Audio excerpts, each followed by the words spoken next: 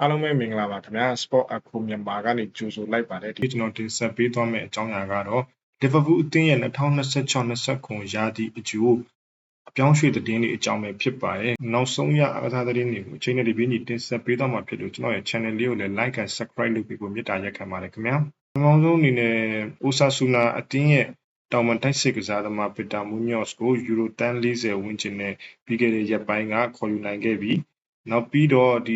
ခံစစ်ပိုင်းမှာလည်းRunners အသင်းရဲ့အသက်20အရွယ်ခံစစ်ကစားသမားJeremy Jacquet ကို Euro 63တန်းဝန်းကျင်နဲ့ခေါ်ယူနိုင်ခဲ့တယ်။ Nacional UNICEF အသင်းကဒီ18နှစ်အရွယ်တိုက်စစ်ကစားသမားလေး Samuel Martinez ကိုလည်းပေါင်9သိန်းခွဲဝန်းကျင်နဲ့ခေါ်ထားခဲ့တယ်လို့သိရတယ်။သူကတော့လူငယ်အသင်းအတွက်ပဲဖြစ်ဖို့များတယ်အသင်းကြီးအတွက်တော့ဖြစ်ဖို့မရှိဘူး။ခံစစ်ပိုင်းမှာအဓိကကစားသမားဖြစ်ခဲ့တဲ့ဒီ Ibrahima Konate ကအသင်းနဲ့စာချုပ်တက်တမ်းမတိုးတော့ဘဲနဲ့ Real Madrid အသင်းကိုအလွတ်ပြောင်းရွှေ့ခြင်းနဲ့ပြောင်းရွှေ့သွားခဲ့ပြီးဖြစ်တယ်။အဲ့လိုပဲဒီဘက်ဘယ်တောင်မန်ကကန်ဝင်ကစားသမားတစ်ယောက်ဖြစ်တဲ့ Andy Robertson ကလည်း Tottenham Hotspur အသင်းကိုအလွတ်ပြောင်းရွှေ့ခြင်းနဲ့ပြောင်းလဲသွားခဲ့ပြီ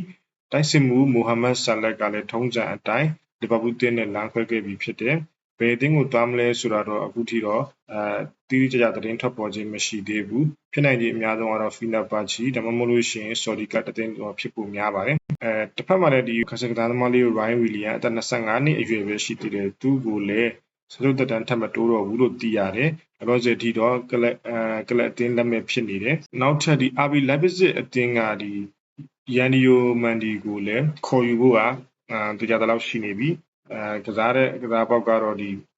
ဘယ်တောင်မှန်ကနေကစားတာအသက်အဖြစ်တော့19နှစ်ပဲရှိသေးတယ်။ဒီပါဘူးအသင်းကခေါ်ယူပြီးတော့အသင်းကြီးမှာသုံးမလား U23 ဒါမှမဟုတ်လို့ရှိရင် U20 အသင်းတွေမှာပဲသုံးမလားဆိုတာတော့ဆက်လက်ဆောင်ကြည့်ရမှာဖြစ်တယ်။နောက်တစ်ခုကကြောဒီ Barcola PSG အသင်းရဲ့ Barcola ကိုလည်းချိတ်ဆက်နေတယ်။တောင်ပန်တိုက်စစ်ကစားသမားဖြစ်တဲ့ Peter Munoz ကိုခေါ်ယူပြီးတဲ့နောက်မှာ Barcola ကိုလည်းချိတ်ဆက်နေသေးတယ်ဆိုတော့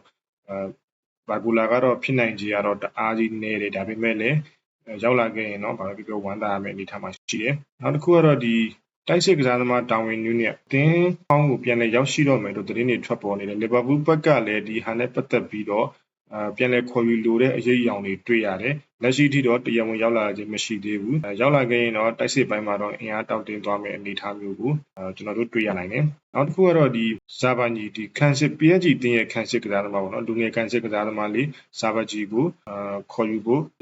60%လောက်တေချာနေပြီလို့သိရတယ်။ဒါပေမဲ့လည်းကောလာဟလာအဆင့်မှာပဲရှိသေးတော့တကယ်ရောက်လာမှာပဲဒါကရောက်ပြီလို့သတ်မှတ်မယ့်အနေအထားဖြစ်ပါတယ်။နောက်တစ်ခုကဒီတောင်ပန်ကစားသမားတယောက်ပဲလူငယ်တောင်ပန်ကစားသမားတယောက်ပဲ FC ကိုလုံးကနေပြီးတော့ခေါ်ယူဖို့ချိတ်ဆက်နေတယ်။အသက်အပြည့်တော့19နှစ်ပဲရှိသေးတယ်။မာလာလို့ခေါ်တယ်သူကတော့ဒီလောလောဆယ်တော့ကိုလုံးမှာ FC ကိုလုံးမှာပဲကစားနေသေးတယ်လီဗာပူးကိုရောက်နိုင်ခြေကတော့တော်တော်လေးနေဒါပေမဲ့အသင်းကချိတ်ဆက်နေပြီလို့သိရတယ်နောက်တစ်ခုကဒီ Borussia Dortmund အသင်းရဲ့ Felix Nmecha ကိုခေါ်ယူဖို့ချိတ်ဆက်နေတယ်ခံစစ်ပိုင်းမှာအသင်းကောင်းဆောင်ဗန်ဒိုက်ကလည်းထွက်ခွာမဲ့အရေးအယောင်လေးတွေပြနေတယ်အဲ့ဒီတော့ခံစစ်ပိုင်းကိုပြန်လဲအားဖြည့်ပြီးတော့တင်းတစ်တင်းကိုတီးဆောင်မလားဒါမှမဟုတ်ပဲဗန်ဒိုက် Jeremy Jacquet တို့နဲ့တွဲဖို့ပဲဘက်ကတ်ထားဖို့ခေါ်မလားတော့မသိသေးဘူးလို့ဆိုတော့ဖြစ်နိုင်ခြေကတော့နေသေးတယ်ဒါပေမဲ့ကောလာဟာတွေတော့ထွက်နေတယ်အလက်ဇန်နာအာနိုထွက်ခွာပြီးွားတဲ့နောက်မှာအားနည်းချက်တွေရှိနေတဲ့ညာတောင်မှန်အတွက်ကိုခေါ်ယူဖို့ချိတ်ဆက်နေတာကတော့အန်ဒရီရာတူကတော့ဒီဘယ်လကာနိုအသင်းမှာလက်ရှိကစားနေတာအသက်အဖြစ်တော့28နှစ်တော့ရှိပြီဒါပေမဲ့လည်းလီဗာပူးအသင်းကတော့ဒီညာတောင်မှန်ကိုအားဖြည့်ဖို့အတွက်ချိတ်ဆက်နေတယ်လို့သိရတယ်နောက်တစ်ခါတော့ဒီ